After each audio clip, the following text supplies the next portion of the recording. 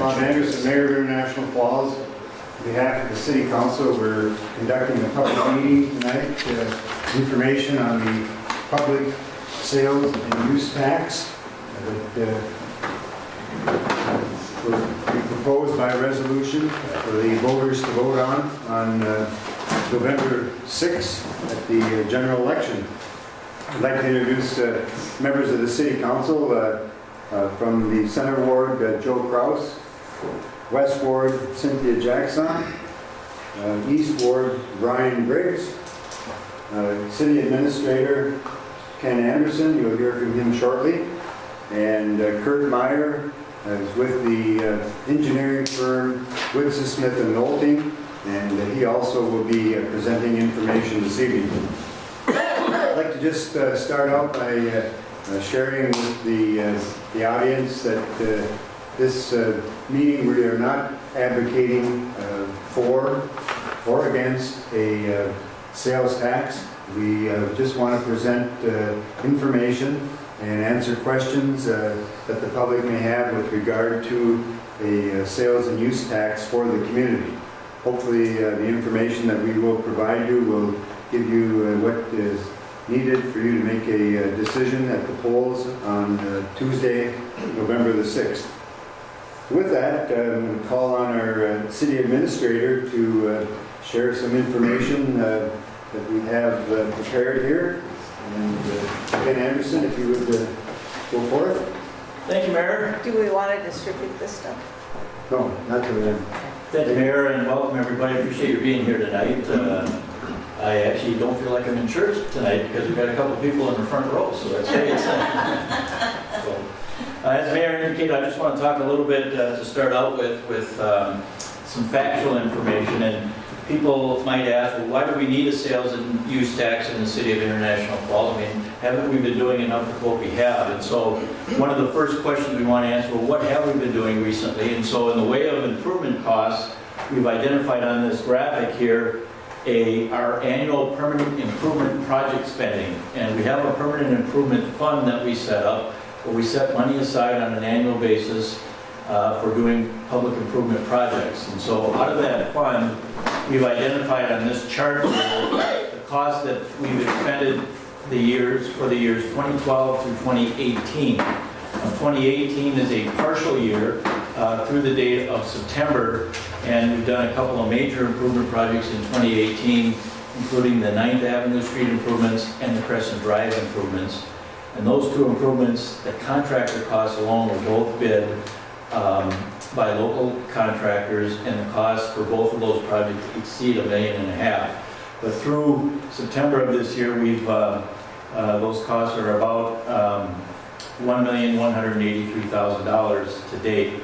So we've identified, and in the first column it says from property taxes. So some of the improvements that we pay for with property taxes that we levy on the taxpayers in the city of International Falls. And those costs have varied from a low of about $112,000 in 2016 to a high of over $1 million in 2013. And the reason why it varies so much is that some years we set aside money so that we can accumulate enough funds to do a larger project in a subsequent year. So the average for all of those years from 2012 through 2018, payable out of property taxes, we've averaged about $525,900 in annual expenditures. And again, those are expenditures that are just payable through property taxes. But we also do improvements to our sewer system and our water system, and much of those costs are paid with our water and sewer rates. So the next column shows the improvement costs that we've paid from our water and sewer rates. And that ranges from a low of $80,000 in 2015 to a high of about $537,000 in 2017. The average for the years 2012 through 2018 has been $231,932. So the combined total of what we spend on average over those years, payable from property taxes and water and sewer rates, is about $757,000 a year. So you can see that we've, over this time span, that we have expended just under $1 million between the two different sources of revenue on improvement projects in the city of International Falls. We've also included a bullet point list here for the types of projects that are paid just from the property taxes. And those include bituminous surfacing or blacktopping our city streets, new curb and gutter, sidewalks, street lights, street stabilization, which is basically the gravel foundation and base that we put underneath the blacktop surfaces. And then our storm sewer costs and any related wetland costs are all paid for out of that column for property taxes. Out of our water and sewer rates, again, we would pay for improvements to the sanitary sewer system and the water mains and water distribution system that we have. So, and I think another point to make clear is that of those costs, the average of about $757,000 a year, that goes to paying for our capital improvements. Doesn't include our annual operating and maintenance expenses that we might do over the course of every year. So, so that's an outline of where we spent money over those years in the past 6-7 years, and where that money goes to. So, thank you. I'd like to then call on Kurt Meyer, again from the firm of Winston Smith and Knowlton. And the city has, for the past several years, been asked our consulting engineers to study the real needs of the city in terms of infrastructure. And so Kurt is going to outline studies and research that they have done on our streets, water and sewer systems, and you'll hear from Kurt as to what he sees the needs from an engineering standpoint for us. Thanks, Mayor Anderson. So, as he said, we're going to basically look at 3 different types of infrastructure improvements that the city can identify and know that they have existing projects right now, costs associated with projects. Streets and the associated work with that, your drinking water, be that mains, those types of things, and then your sanitary sewer lines. So the first thing we're going to talk about is streets. Streets, of course, everyone can see the streets, they're visual. So to go about that, WSN performed a study about 1.5 years ago, so it'll be a year ago last early summer. Drove every street in town, gave it a condition. So if you look up here, it's kind of blurry, and you'll get handouts later, but you'll see there's 6 different conditions. 1 through 5 are basically grading those paved roads to an almost new condition, to a condition where the road is basically shot, there's nothing less saving on it, it's got to be completely rebuilt. The 6th one is basically for informational purposes. That's just showing how much gravel streets that you have in town. Obviously there can be improvements with that, paved, even full construction, maybe some additional base and those types of things. Well, they're kind of considered more under maintenance, so they're showing an existing project cost of $0 right now. As you go down the list, there's a mileage for each one. We've got a little over 4.5 miles in town that are almost new. We've got 10, almost 11 miles of condition 2, which means they need an overlay, but it can be a thin overlay, not a significant investment. We've got a little over 4 miles of major overlay, so that's going to include milling, a thicker overlay on the pavement showing some deterioration. Number 4, we've got 8 miles of a reclaim. A reclaim means you're going to take that bituminous and grind it up, basically. Turn it into gravel again. There's nothing in that bituminous worth saving anymore. You can reuse it, you can use it on other projects, and so forth. And then the 5th one is the reconstruction, where your curb is shot, you don't have proper drainage, your base isn't good anymore, you're basically just going to build the street over again. Luckily there's only less than a mile of that type of road in your town, but if you look at it, you're spending almost $700,000 to do just less than a mile, as opposed to be able to do nearly new just maintenance on a road for $150,000. So as you go down this list, they become increasingly more expensive. You really want to try to avoid these 4s and 5s because of the high cost involved with them. So a city may focus a lot of their money on these thin overlays, even though some of these lower streets are in worse shape, to try to avoid them getting to that condition. So the city has to kind of focus on the best use of the dollars that they have. Right now, in grading out these streets, we see a little over $7 million worth of work. It could happen on these streets. We're looking at this as a 15-year capital improvement plan. But ultimately, we know some of these are going to start sliding down the list as they don't get fixed. So this is constantly changing. This is a snapshot from last summer. We may drive things next spring, and some of these thin overlays may have become major overlays in the 2 years and so forth. So this is constantly evolving, but this is a snapshot just to show you what's existing out there right at this minute. So there's a timeliness to this. Yes. It's sort of like having cancer. The more you ignore it, the worse it gets. So if we can move more quickly, All we're going there. to be saving money. Yep. This is water improvement projects. Obviously, you can't see the water. It's underground. So there's a different way that you look at water replacements. You basically have to look at age of the system, the type of materials that were used, because as the years have gone by, we've come up with better equipment, better materials to build these things out of. So some of the pipe that goes in today, we think could last 100 to 150 years, some of the PVC. Things that were done in early in the 1900s has much less of a life expectancy, especially depending on soil conditions. But right here, how we've identified these is looking at age, looking at material of the pipe, looking at size of pipe, was it undersized, and then looking at history. History is the best thing that we can do with water main because we can't see it. Where have we had breaks? Where have we had low pressure issues? Those types of things. So it's a different type of study as opposed to street where we can actually see the problems.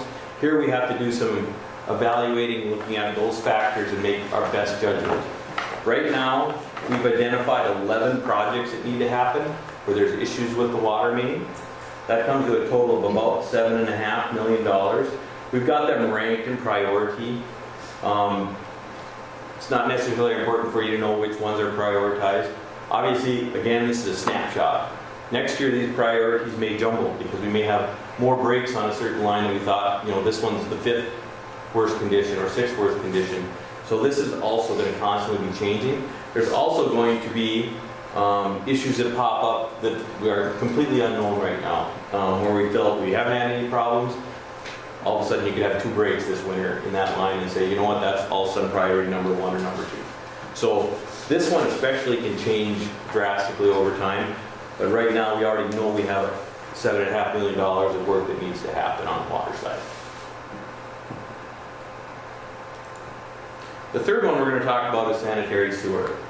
Again, there's a third way that we can do a study, and that's with sewer. You can actually see the pipe, and you can also look at flows. So last summer, the city did a flow study in a target area downtown here.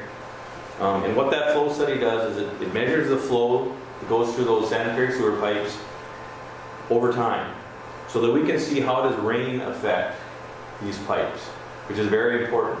One of the biggest issues that you have with sanitary sewer outside of blockages that cause flooding in people's homes is ion issues. That's clean water getting into your system, which you have to treat. It's expensive to treat, doesn't need to be treated, and you want to keep it out of your system. It can overload your system.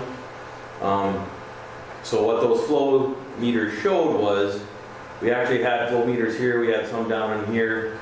It showed massive spiking of flows up in this area of town when we had rain events.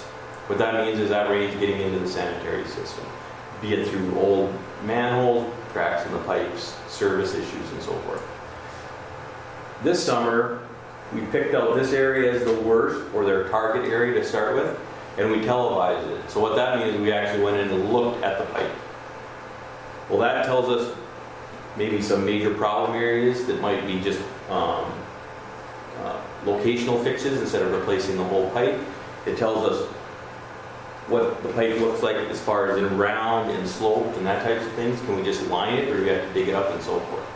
So that's how we did a study associated with the sewer. Now up here we've got a rating system similar to what we were talking about with the streets. It's like a 1 through something small even on here, but 1, 2, 3, 4, 5, 6 categories. On the low end, a 1, in this situation, it still means it's got to be replaced, because this is all clay tile pipe, which back in the day was used, but it's not waterproof like a PVC pipe, a gasketed PVC pipe. So the joints leak regardless of a clay. So you know immediately that something else is done if it's clay, which probably 75% of international falls is clay, hasn't been replaced yet. As we move up these categories, there's bigger defects in the pipe. Broken joints, bad slope where there's water, sags in the pipe where water building up, service entrances where it's cracked out. There are certain places when you get up into the critical where there's actually chunks of the pipe that's just gone, that's fallen out, cracked out of it, and it's basically bare earth, you can see. So we know all these highlighted pipe have to get replaced.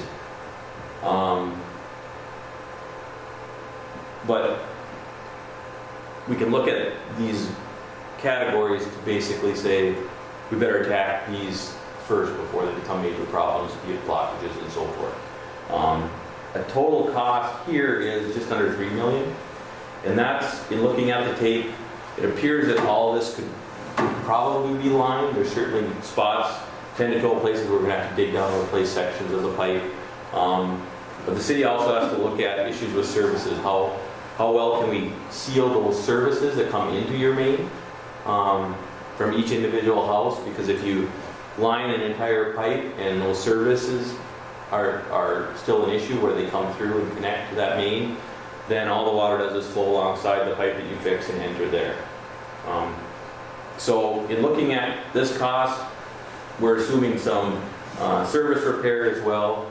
But this is a little bit bigger of a, I would say this is more of a weaker estimate, a guess. We know it's going to cost at least this, but once we really get into some of these projects, it could cost more when we decide we just can't line it and get the type of repair that we got. So I would call this number pretty conservative. It could be more than that. Kirk, is it possible to line the pipes without digging up the street? Yes, and so when you line it, you're not disrupting the street. So these costs that we have in here have very little surface repair. Only in those dozen places where we're digging down and replacing a section of pipe that there's no way that we could line through. And when you said enter the service, you're talking about sewer back up into houses then? Yeah, where the services are. Okay. One of the issues with services, especially in older clay tile, is they're just punched through the side of the pipe. So you basically punched a hole in the pipe, stuck another pipe through it. Well, obviously that's not going to be sealed around there. There's certain ways you can go about sealing those, coming in from inside the pipe and sealing those, but it's a technology that's still being developed and perfected. We're not terribly comfortable with it yet. Things are changing every year. So that's why I want to let you know that this number could go up because we may make some decisions where we've got a ton of services on this block. We're just not comfortable with the type of service lateral fixes that we can do. We know we can do the main line, so we may have to open cut some. Again, looking at this, you can pair up as you go back in that street condition. If you got a street that's really shot already, it makes it, and the city decides, you know what, we have the money now, we're going to do this reconstruct. It's got bad sewer under it. Then all of a sudden, this lining category easily goes into the open dig because we have that ability to get at it without damaging the surface, because the surface is going to get fixed. But any digging in the soil up here, you're always going to be fighting settlements. You guys have seen throughout town where pipes are replaced. Because of the types of soils that you have, it's very difficult to get the exact same density, exact same movements and frost and moisture changes in the soil. So if you compact it too much, all of a sudden you've got a high spot where the pipe was put in. If you don't compact it enough, all of a sudden you have a lower spot in the winter. So there's no perfect science to that, unlike in more sandy soils where you can combat that much better. So lining is a preferred method if it can be done, just because of a more known outcome. So, if can't be done, if the lining can't be done, then will the homeowners have to pay additional? The city would have to decide how they're going to handle that. Okay. Typically, if you're going to go through and redig a sewer main, and you're Right, going to open cut it, you are going to put in all new services to the right of way. right, And that's where the city's going to stop work. okay, Because they can't leave the right of way. Whether the city charges that, because the homeowner does own that stretch all the way to the main, right, is typically a city decision, whether they assess that cost, or how they handle those service lines. Because in digging that main, you want to correct right. any service issues that are also existing on your street. So this is a summary of those three posters that I showed you to show that right now we're at a total of $17.5 million projects that we've identified right now that exist. This number will change next year and will certainly go up. There will be other issues that pop up. Streets will get older, deteriorate more. Issues will pop up in sewer and water.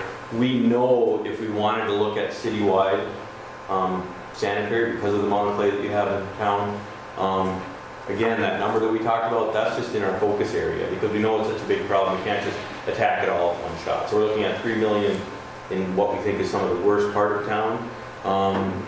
You could be talking 10, 15 million easily throughout the rest of the town, probably, if we try to address all the sewer issues right now, as far as identifying projects that need to be done.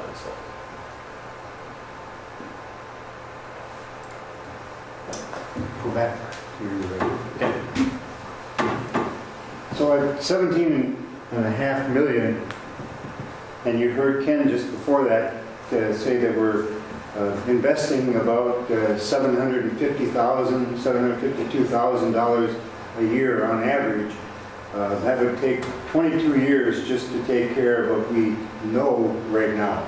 And so very definitely we need some additional funding to be able to keep our streets and our water and sewer systems all functioning. And as Kurt said, certainly in the next 15 to 22 years, we're going to end up having more that's going to deteriorate and need attention. So that's the reason that we're asking for a sales tax of 30 years or $30 million in order to be sure that we're going to be prepared to take care of what is coming in the future. With that, I would like to call the city administrator back up and talk about the payment and how that would work out. Thank you, Mayor. So with the proposed sales and use tax, the question is, how are we going to pay for that, and what are the impacts of that going to be? And so in 2016, there was a retail market study performed by the University of Minnesota Extension Service. And at the time that they did that, they surveyed local business owners to get their perspective on the shopping or the nature of shopping in the city of International Falls. And this particular pie chart shows the results of those business owner perspectives. And you can see, and again, this was a study that was done very recently, it was 2016, and the green portion of the pie chart, it shows that about 32.4% of the business owners believe that their business comes from visitors or tourists. Seasonal residents would amount to about 11%. Canadian shoppers is the smallest component of the pie chart at 9.5%, that's shown in yellow. And then the local shoppers, or the residents of the city of International Falls, is estimated to be 46.8%. And what's important about this is that with the sales and use tax, anybody that spends money on a business in the city of International Falls is going to be contributing when they make a purchase to that sales and use tax revenue. So what this particular pie chart shows that about, or just over half of the people that shop in the businesses of the city of International Falls are actually not residents of the city, because only the local shoppers were estimated at 46.8%. So that's one of the benefits of the sales and use tax, is that other people who happen to be in our community, either traveling through the city or stopping here as a destination spot and traveling on our roads, using our sewer and water systems, are going to help contribute money to pay for the upgrade and improvements to those systems. So the next chart then would show where are we spending that money and who has, well actually who has a sales and use tax. So you can see that now there's a number of counties and a number of cities that already have a sales and use tax. So in Minnesota today, there's 32 cities that have been authorized to impose a sales and use tax, and there's 42 counties. And this is a map that was prepared by the city of Grand Rapids, which also has a referendum question on their ballot here November 6th to try and get authorization from their voters to have a sales and use tax in Grand Rapids.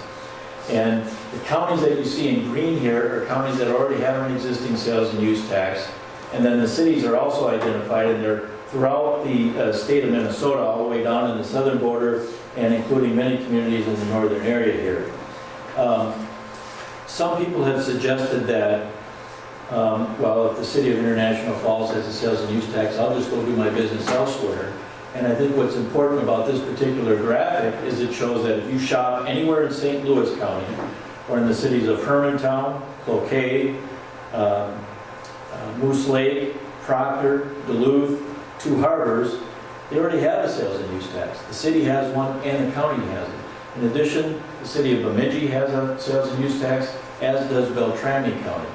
So much of the nearby communities that you might be shopping in, they already have a sales and use tax. And you can see that in addition to the city of International Falls, there's 5 cities seeking approval that we know of this fall. Those cities include the city of Black Duck, the city of Blue Earth, which is just south of Mankato, the city of Grand Rapids, which I already talked about, our city, International Falls, and then Two Harbors. Now, Two Harbors, if you might know, already has a sales and use tax. They have a 0.5% tax. They've identified over $61 million in public infrastructure improvements that they have to do in Two Harbors. So they're going to their voters in November to get an additional 0.5% sales tax to help fund some of those improvements.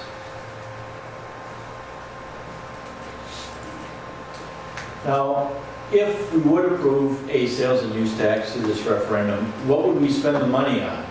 And again, the city council has only authorized the sales and use tax monies to be spent on public infrastructure. And some people might be unfamiliar with what is public infrastructure. So this shows in these bullet statements that infrastructure is going to include our streets and our alleys, curb and gutter, sidewalks and trails, street lights, sanitary sewer mains and lift stations, which are part of the sanitary sewer system, water mains and the water distribution system that we have in place underground, our stormwater drainage system and ditches, our elevated water tanks and the ground storage tank. And incidentally, we just improved our ground storage tank last year at a cost approaching $300,000, including engineering and other expenses. And then also the local costs that will be subject to when the US Highway 53 reconstruction project happens, which MnDOT is currently estimating to occur in 2020. So the local costs for the Highway 53 reconstruction project can be an eligible expense of the sales and use taxes. There was a question as to how much we estimated that to be our city share. On the Highway 53 Yeah. project? Well, I would say that the question was what is the local share of the Highway 53 project? Right now, MnDOT, the Minnesota Department of Transportation, has engaged a consulting engineer, and they've prepared engineering estimates based on preliminary design work. It's by no means final yet, but the original estimates were that the project would cost about $5.1 million. The most recent number that I've seen, their consulting engineer prepares that the cost is going to be closer to $9.8 million, and the city share is currently estimated to be about $1,225,000. And again, that would be a cost that we would have to come up with at the beginning of the project before the contractor actually starts work. And right now they're projecting that work to happen in 2020. So we need to save money up so we have sufficient funds to make that initial financial contribution.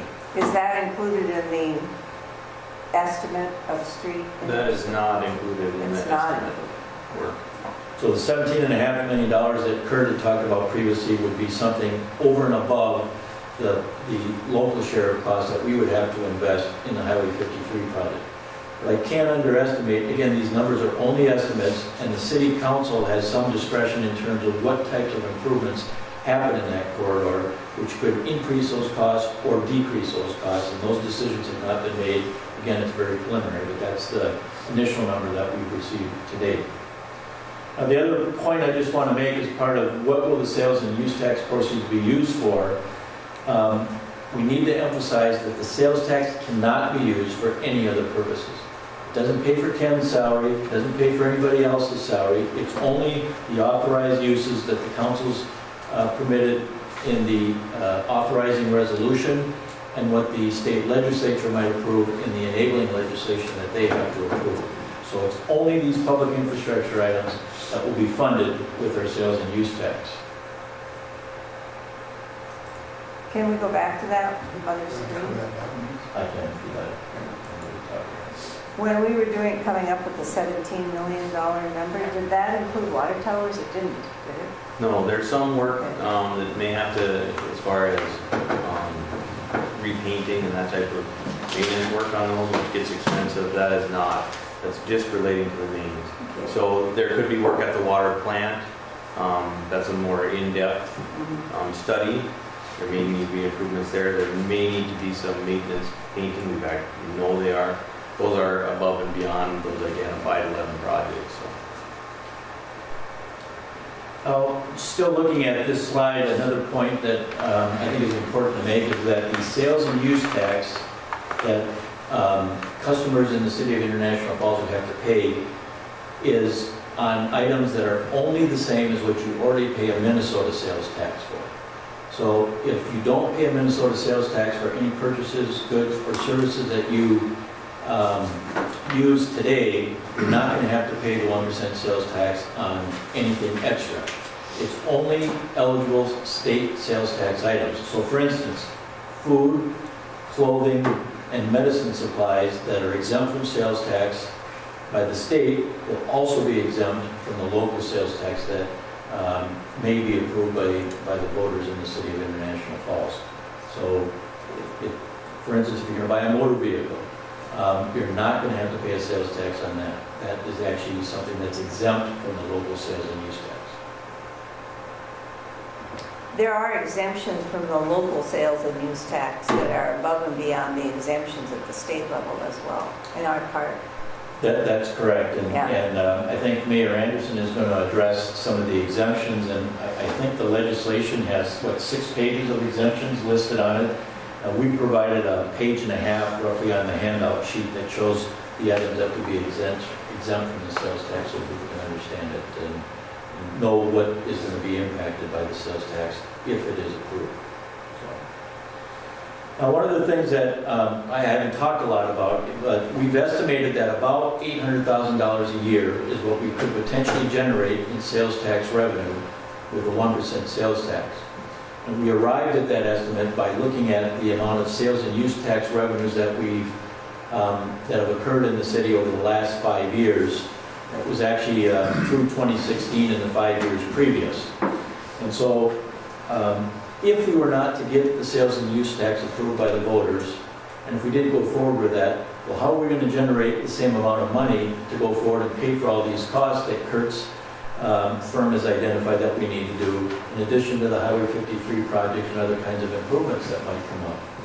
And one way to do that is with a property tax. And so what we've done in this particular chart is we've shown a property tax alternative. So if the city chose to levy $800,000 in a year in property taxes to pay for these same expenses, rather than have the 1% sales and use tax, what would the cost impacts be, or what would my property taxes increase on an annual basis? So this chart shows that. This has been prepared by our consulting financial advisor, Northland Securities out of Minneapolis. And as an example, I've identified that if the market value of your residential property is valued at $100,000, so that's the amount that the county assessor would say your estimated market value is for your land and your buildings. If it's residential property, what's the tax impact to an $800,000 increase in property taxes? For a $100,000 home, that would be $195 in additional taxes over and above what you pay today. And that would be each year that we would levy that $800,000. So you can see that the tax impacts can be fairly significant. Another example would be is if my home was valued at $175,000, that number would be $418 increase per year to generate $800,000 for the city to use for these projects. On the commercial industrial property side, if your property was you had a commercial industrial property that was valued, this chart shows the minimum value of $50,000. That would be a $204 a month, or I'm sorry, a year impact in increased taxes.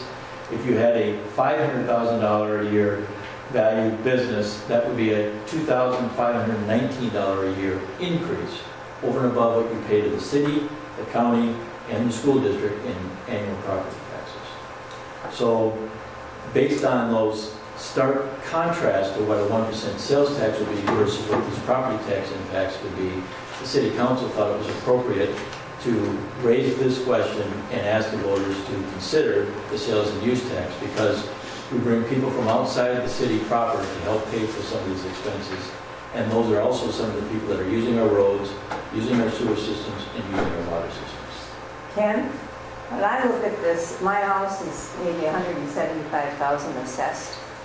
So my taxes, if only the property taxpayers in the city are going to shoulder this infrastructure cost and share it with no one else, if we go this route, in other words. My house would increase $418 a year. When I divide 1% into that 418, which means that I would have to spend more than $41,000 a year in taxable sales within the city of International Falls to be indifferent about which way we go. I can tell you that I don't spend $41,000 a year in taxable sales. In groceries maybe, but not, not taxable sales in International Falls. So I'm thinking I would choose the former rather than this route, personally speaking. And I can't sell this, but speaking from personal self-interest, I, as a city taxpayer, would rather go the other way than this way. And I would just add that property taxes are an option, but of course the city is very self-conscious about trying to keep taxes as affordable as possible. And we just, the sales and use tax seems to be a more equitable and fair way of paying for these costs versus having the taxpayers in the city of International Falls burden 100% of those costs. But if that was a route that we would go to generate the same amount of $800,000 in property taxes versus $800,000 in sales taxes, that's what the tax impacts would be if we did that. Mr. Administrator, and these problems aren't going to go away. So we can't ignore them. So we're going to have to raise this money. Whether we raise property taxes or the sales tax is approved, this money is going to be raised no matter what. These projects need to be done. So it's a matter of how do we go about paying for them. And I do want to also emphasize that I think the city council, when we actually get to doing projects, we always explore all the possible financing options. So if there's any grant programs, if there's any low interest loan programs, we are going to explore those options to see if we can't use those to implement and make our projects go forward. But you're not always eligible for those. And typically there's always a local share anyways, which we've talked about. So the council is going to try and be as responsible as possible in putting together financing plans, but you can see we have a significant infrastructure need that has to be met and financed in one form or another.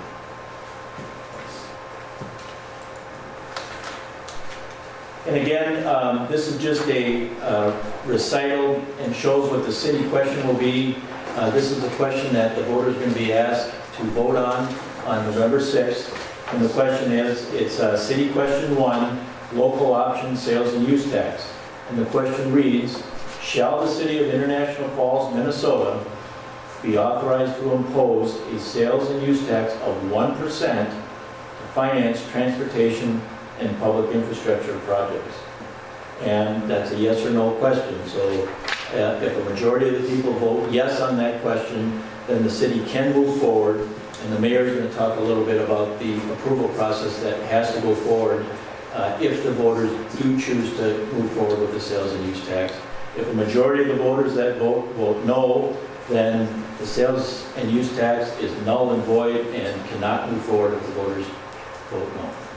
At least the majority of the voters. So then that should happen, then our taxes. Basically, at this point, that would be our option, is our taxes. A combination of property taxes, and we showed that example if we just use property taxes to do it. For some public improvement projects, you can do special assessments, which you pay with your property taxes. Right. And we can use a combination of sewer and water rates, but if you do that and you pay it out of those funds, then you have to increase your water rates that people pay and your sewer rates that they pay. So there is an increase in cost either through property taxes, special assessments, or your sewer and water rates to pay for those if we don't have the sales and use tax. Okay. Thank you, Ken. Brian, would you pass these around? Thank you. We have a handout here that we're giving to the audience this evening. Excuse me. And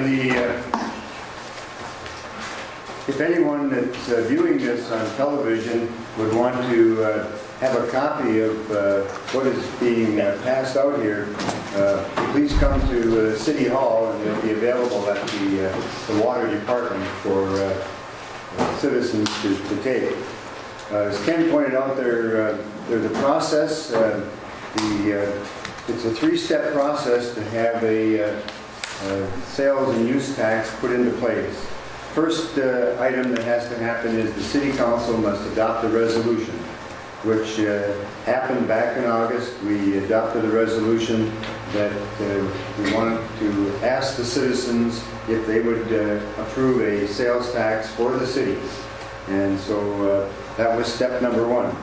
Step number two is the voters have to decide in the city of International Falls, do they want to impose a sales tax on any purchases that are eligible in the city at the businesses that collect them in the city. And so with the resolution and if the voters were to approve the sales and use tax, the step number three would be that it would go to the Minnesota legislature in the 2019 session, and they would be asked to approve the sales tax and use tax for International Falls. Now, certainly the legislature may well do that, but they sometimes have not approved it, so we don't know for sure that it will pass the legislature, but we believe that it would have a very good chance of being approved. Would like to just also point out, and sorry we don't have an item for the screen, but a couple of pages down we listed some of the infrastructure of the city. That the city has over 34 miles of local streets that we have to take care of, and you heard Kurt Meyer of Whitson, Smith and Olding already outlined what some of the costs of maintaining those streets will be in the next few years. We also have over 53 miles of water lines in the city of International Falls, 424 hydrants, 2,718 water and sewer connections. That's to the homes and businesses of the city.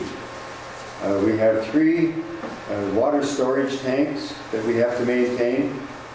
In the area of sanitary sewer, we have over 45 miles of sanitary sewers, 14 lift stations that have to be taken care of, and over 680 sanitary sewer manholes.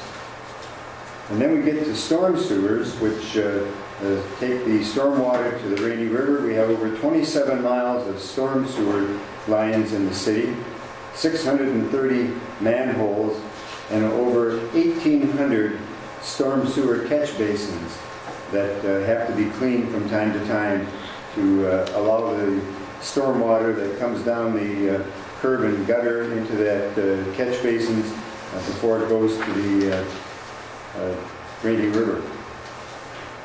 As Ken also pointed out, there's several pages of items that are listed with regard to exemptions, items that are, and you do not have to pay your sales tax on. One of those is your residential heating fuels. In the months of November through April, you don't pay sales tax on residential heating fuels. You will in May through October, but not during the winter months. You do pay, there is no sales tax on water services to your home. And there's just many other items, several pages of exemptions for citizens. We also put together a page of some examples of what the sales tax impact would be. And if you were to go out to a restaurant in International Falls for dinner and the ticket for the meal was $12, you would pay an additional 12 cents. That's what the 1% increase would be, 1 penny on the dollar. If you bought a new rod and reel for $70, the sales tax would be an additional 70 cents. And so we have a number of those examples that we can share with you. So that brings to a close the presentation that we have on the sales and use tax this evening. Is there anyone that has questions that they wish to raise or comments that they wish to make with regard to the sales and use tax at this time? Mayor Anderson, what is the timeline? Say it gets approved here, goes to the Minnesota legislature, then when would we start getting our first monies from that? And is that, if I remember, is that quarterly gets paid? Yes. Yes, the question was when would we see a sales tax imposed if it was approved by the citizens on November the 6th and by the legislature in 2019. Likely the earliest it would be imposed is probably October 1st of 2019 because once the legislature adjourns, they turn that information over to the Department of Revenue. The Department of Revenue would then take and work up the information and share it with all the businesses in International Falls that collect sales tax. They also will charge the city some estimated cost for taking care of all that information. So the Department of Revenue, we believe, is going to charge us somewhere between $19,000 and $29,000 to set this up. And then they will also charge us every quarter a certain fee for collecting that and sending a check to the city of International Falls. So the Department of Revenue will take off a little bit for themselves in this whole process. But the earliest would probably be October the 1st of 2019 that the sales tax would start to be collected. And it could be as late as January 1st of 2020. But somewhere in that time period, we would expect that the sales tax would start to be collected if it's approved by the voters and the legislature.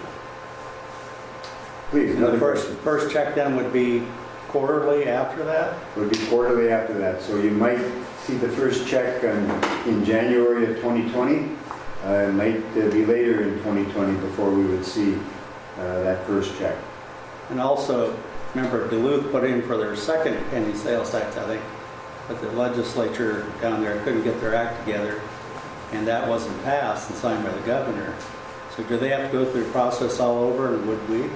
No, the approval by the voters is still standing with the city of Duluth. The legislature, it would assume that another bill would be put in by the legislators in Duluth for approval in this session. So they don't have to go back and ask the citizens again.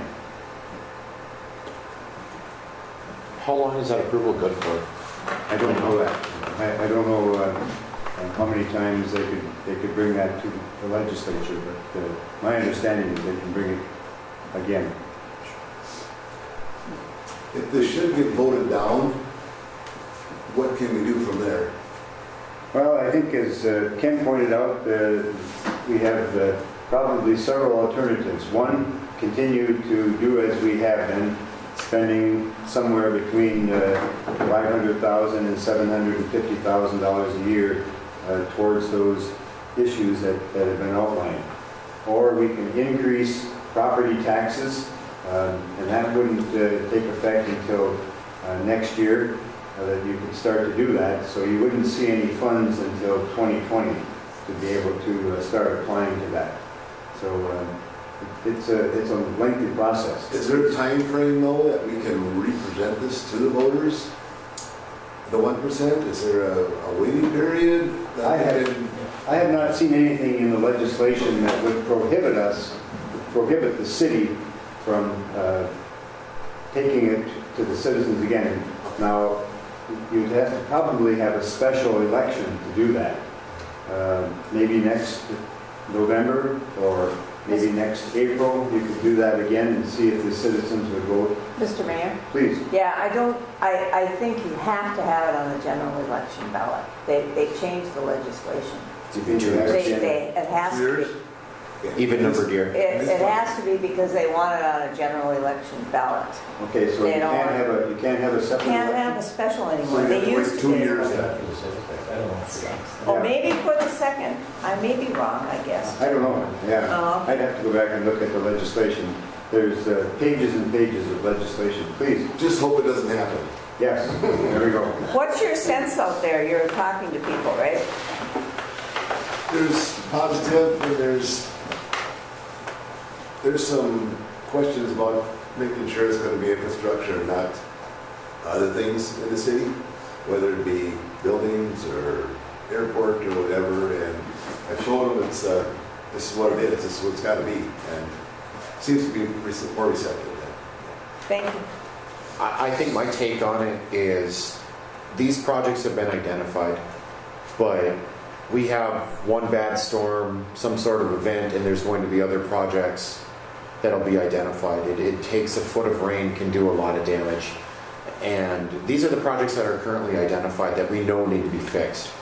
So my gut is telling me, and I hate to go on camera saying this, but my guess would be the levy would be raised to pay these projects, because we're still going to have other projects that are going to need to be done, and a street is going to go from this level to this level.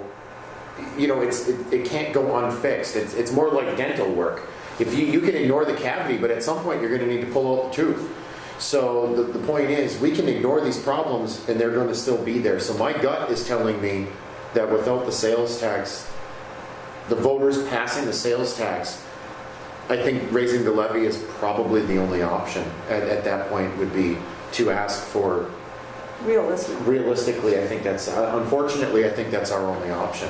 I think one thing that's important to remember is we're identifying a little over 17 million projects.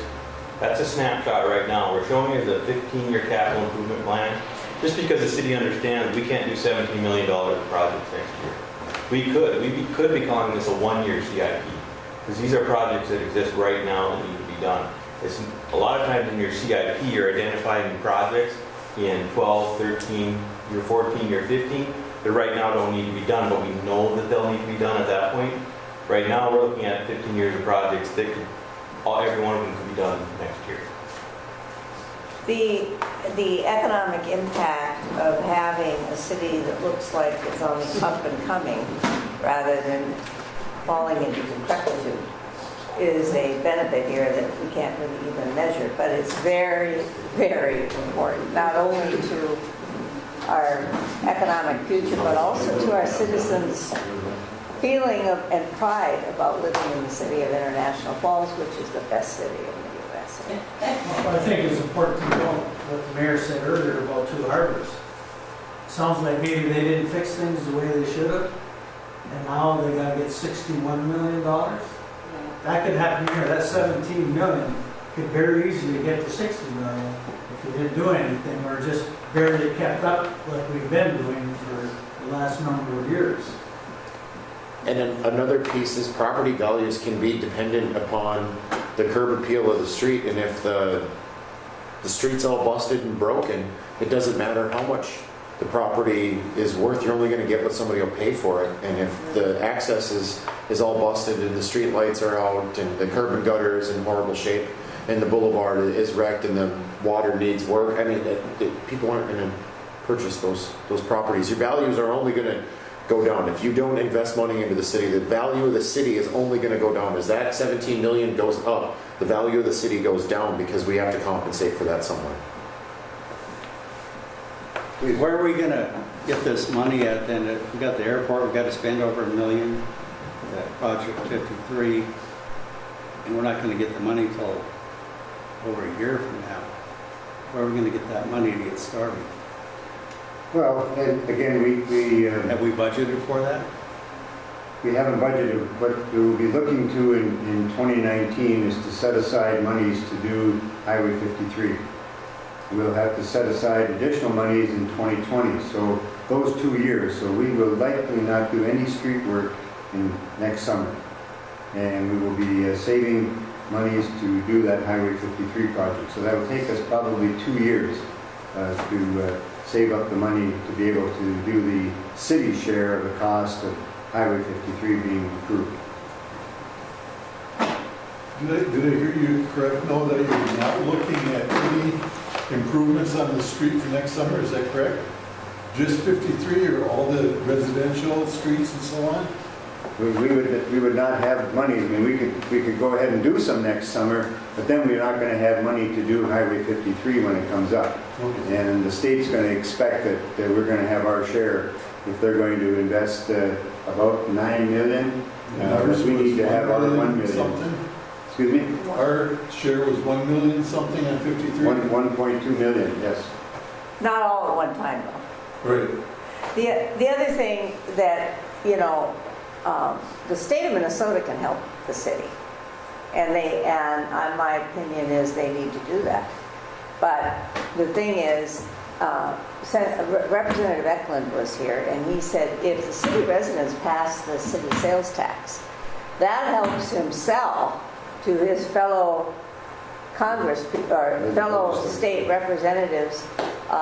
We are at the state level, right? Assuming he Yeah, gets... state representative to support a bond for us. So if we don't help ourselves, other people aren't going to help us either. So this is the message he delivered the last time we had a meeting like this. He was present. So you're trying to say we might have to get a bond? Well, I think under that scenario, the state actually pays the bond. Am I right? If we had a bond issue from the state to help us, that would be at the state level, not our bond. If the state was willing to bond money, Right. which they did for the 2 airport projects, Yeah. they have been willing to bond. So it would be there. That's, you have to go and generally there's they'll probably bond the state for about 100 million every 2 years. There's generally about 300 million in requests every 2 years. And so you hopefully have got some legislative pull, or the governor is willing to help you and make sure that you're going to get some bonding dollars. We had the good fortune of having Governor Dayton 2 occasions put items in the bonding bill for our airport. Governor Dayton had a very special spot in his heart for international affairs. Further questions, please. I'm sure with not doing any road repair in the next year or so, Ted's budget's going up, right? Is patching budget? For you. Very funny. Further questions? Are we going to be using local contractors for most of these projects, or are we going to be taking bids from other We would be taking bids from any contractor that came here. State law requires. Okay. But the two projects this year were both done by local contractors, correct? So the two Yes. projects within the city that were done this summer, Crescent Drive and 9th Avenue, were both completed by a local contractor. Okay, So chances are better than not, since Yeah. they don't have to go anywhere, they'll right. most likely be able to bid it and win it. And there's a contractor that's just located down the highway here at Cook. They have purchased property in the city, and so they want to be one of the local contractors also. So We have individuals that live in International Falls that currently work for that contractor. So, yeah. There are benefits to that, but I feel like we were able to do more of the projects at one time.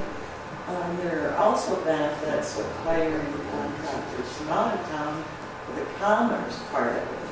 So they're going to have a place to stay, they want things to do, they want places to go, there's benefits to we need both sides. food of and it. gas Yeah, and other items, yes. yeah.